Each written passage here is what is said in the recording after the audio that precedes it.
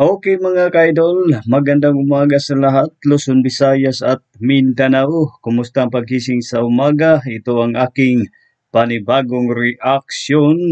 Itong Madam Maharlika ay talagang nanggigigil dito kay Marcos Jr. sa kasinungalingan. Nagsisinungaling na naman ito si Marcos Jr. Panoorin natin, huwag na natin patagalin. Sa hindi pa nakasubscribe sa aking YouTube channel, pakisubscribe. Maraming salamat mga ka-idols. Doon sa pag-take over nila for 16 days sa KOJC ng mga polis. At wala din daw nasaktan, kundi nagalusan lamang. Tignan niyo mga kasinungalingan ng hinayupak na to.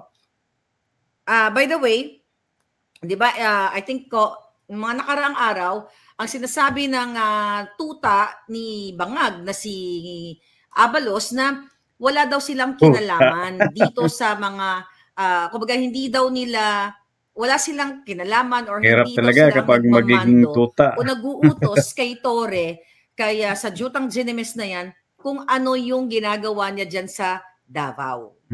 Yung pananakot, panggigipit, pangharas, pag-order ng libo-libong mga kapulisan.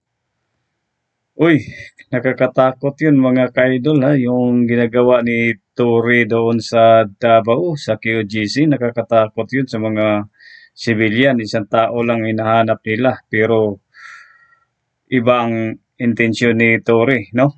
Mayroon pa nga namatay doon, di ba? Member namatay, kawawa nga yung grabe talaga, dapat may mananagot yung nangyayari doon sa QGC, no? Di ba sinabi ni Abalos na desisyon daw ni Torre yon. Even doon sa hearing, doon sa Davao, sinabi ni Torre na desisyon nga niya. Di ba? At di ba tinanong siya ni, I don't know kung si Bato ba, I think si Bato ang nagtanong. Nungaling. So, ang sinasabi doon ni Torre na parang humingi lang siya ng guidance, pero siya daw yung decision maker diyan sa KOJC nung pasukin nila, gibain nila, maghukay sila at kung ano-anong kababuyan ang ginawa ng Torre na ito, ng mga walang hiyang ito. So, eto ngayon ang statement ni Bangag Jr. Namutawi sa kanyang masangsang na bunganga. Okay, panoorin natin itong statement ni De Junior, no?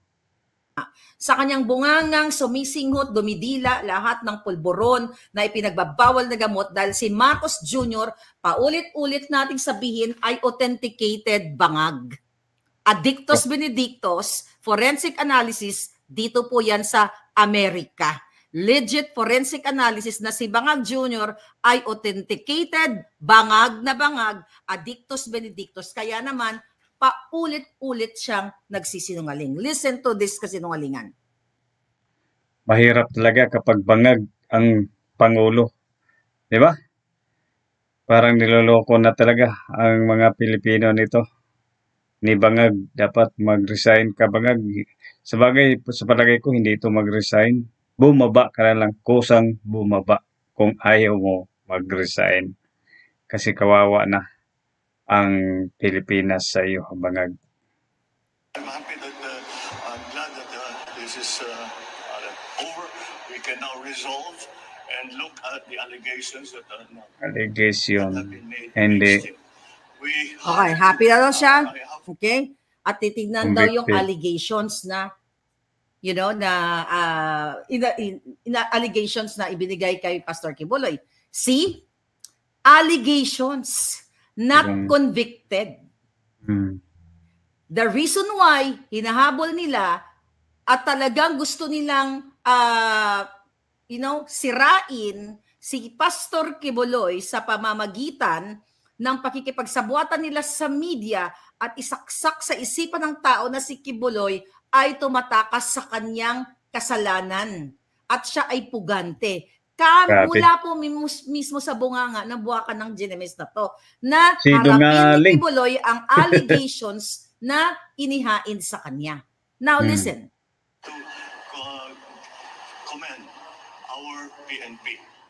This is police work at its best. This is what the PNP can do. Pag led well, at maganda ang ating pagkakaunawa at pag-coordinate sa iba't ibang ahensya.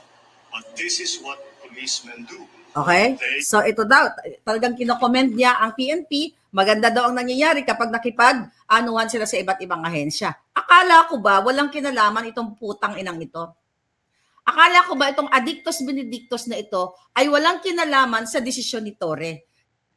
Ito kasi si Bangag, hindi siya nag-inspeksyon doon. Naniwala lang siya sa kanyang mga tuta. 'Di ba? Kung anong mga sinasabi ng tuta niya, yan din sinasabi niya kasinungalingan. Hindi niya alam kung ano nangyayari doon sa KOJC. See? Mamaya pa. Anuhin natin yung kanyang pinagsasabing bangag na to. Go after and enforce court orders and go after those who have had cases filed against them. Oh. So pag pinagsama-sama, nakipag-coordinate, parang ang sinasabi niya, mahuhuli o makukuha nila yung to those people na may mga naka-file na kaso sa kanila. Sinabi niya ba na convicted? May naka-file na kaso. Kaya lang talagang tinarget si Pastor Kibuloy dahil sinabi na ni Pastor Kibuloy na willing siyang harapin ang kaso niya sa korte. Kaso ang ginawa ng mga addict na ito, trial by publicity to destroy Pastor Kibuloy. Actually, kawawa nga kayo mga KOJC at Pastor Kibuloy. Bakit kayo kawawa dito at victim o collateral damage? Ang naging it's not kasalanan. Ang naging issue dito ay naging kaibigan lang ni Pastor Kibuloy ang mga Duterte. Dahil hindi naman politiko si Pastor. Yun ang katotohanan. Bangag Mismo, kasi sinasabi ni Bangag Jr. dito na hindi convicted. May mga kaso, may mga allegations. Pero bakit ganito ang trato na kipagsabwatan ang Kongreso, Senado at ang mga buwaka ng Genemis na ito? Bakit? Alam niyo na sagot, to attack Duterte. Sinabi ko na sa inyo yan, Nobyembre pa lang last year. May singit ko lang bago ko makalimutan. Libo-libong mga kapulisan. Tama si Madam Maharlika. Kawawa ang mga members at ito si Pastor Kibuloy. Nadamay lang siya dito kay dating Pangulong Duterte dahil ang mga Duterte, yan ang puntarya nitong mga bangag. Kaya nga si Pastor Kibuloy, hindi politiko, nadadamay sa mga bangag. Kaya nga basta mga bangag, wala talagang sasantuhin. Di ba? Bangag na yun Ang pinasugod sa KOJC compound. Pero never nyo nakita na ginawa ni Bangag Jr. na lusubin o hulihin ang mga drug cartel o ang mga polboronic na kasabwat nila. Sa halip, pinapalabas niya. Si Pastor Kibuloy ay isa lamang individual. Ipagpalagay na natin. Okay? For the sake of this conversation, ipagpalagay na natin na nagkasala si Pastor Kibuloy sa 1, 2, 3 tao na meron sang nagawa ng yung ina-accuse nila. Kasalanan. Okay? So ilang tao, mga kababayan, ang biktima, ang na-damage o na-apektuhan. Sabi nating 3, sabi nating 5. Damihan na natin sa kanilang satisfaction. Ikumpara mo sa ginagawa ni Bangag na pakikipag-sabwatan o protekta sa mga pulburon lord. Tama. Ulitin natin yung alitagtag. I-compare mo sa ginagawa ni Michael Mann na kasabwat ng mga Araneta Marcos sa pagsismuggle ng droga ng pulburon at lahat ng mga kontrabando na naapektuhan ang buhay ninyo. Wala, kasabot kasi nila. Pagpalagay na natin na totoo lahat. Convict na nga natin si Pastor. Convicted na. 5 tao ang kanyang nasaktan o naapektuhan o nabiktima. You compare to the millions of Filipinos nagpinapatay sa gutom at ginugurgor literal ang inyong mga anak. Chinutsuk-tsak ng mga bangag sa pulburon. Ang inyong mga anak sa mga iskinita, mga dinudukot, dahil binibaby ng buwaka ng inang Ferdinand Marcos Jr. aka authenticated bangag ang mga Baka sa susunod na taon ang mga Pilipino dyan, tayong mga Pilipino dyan sa Pilipinas, puro na bangag dahil bumabaha ng mga droga, di ba? Pati mga bata, bangag na rin. Dahil ang presidente nyo bangag, ay siyempre, hindi na nila mahuli-huling mga bangag dyan kasi ang namumuno bangag na rin. Kawawa talaga. Dapat kumilos na ang taong bayan hanggat maagapan pa ang mga bangag dyan sa nakaupo sa Malacanang, no? pulburon, Lord. Kaya may krimen minuminuto sa Pilipinas.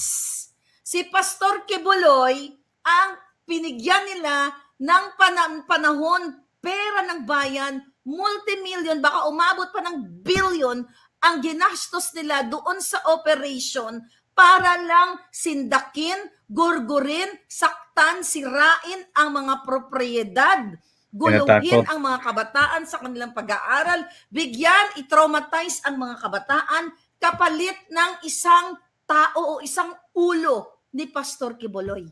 Kitang-kita sa bunganga, huling-huli, sa bunganga ni Bangag Jr., dito mamaya i-play natin, na tinarget nila, kailangan nilang saktan, kailangan nilang sirain ang simbahan, kailangan nilang sirain ang eskwelahan para mapuwersa si Pastor Kibuloy. Tama ba yan?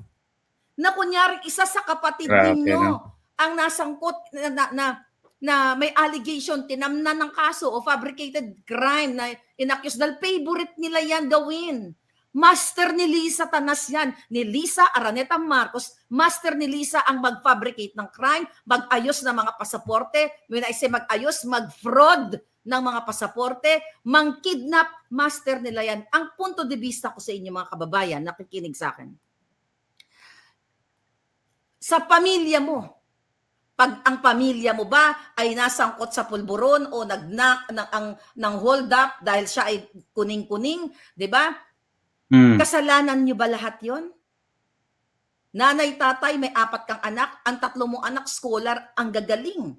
Diba? Nag-excel ang mga anak mo dahil mabuti sila eh. Kung hindi, isa mong anak, isa mong anak na nalulong sa pulburon. Dahil pagpalagay natin, kung yung anak mo kunyari ay kaibigan ni Sandro Marcos na magkaklase kunyari sila sa pulburon, bangag na bagag yung anak mo. So ngayon, ay ikinanta ni Sandro Marcos kasi nabuisit siya sa kaibigan niya, anak mo kunwari, tapos ngayon huhulihin nila dahil napagtripan ni Sandro Marcos eh. So ang ginawa ngayon ng gobyernong ito, dahil nagtago yung anak mo na kaibigan ni Sandro Marcos, kayong pamilya, 3 anak mong matitino ay dinukot o tinorture o kung ano pa man ang gagawin sa anak mo. Fair ba yun? Tama. So yun lang no, mga kababayan, mga ka-idols, maraming salamat sa inyong pagpanonood dito sa aking reaction. Paki-subscribe, paki-pindot. Mabuhay tayong lahat, mga Pilipino.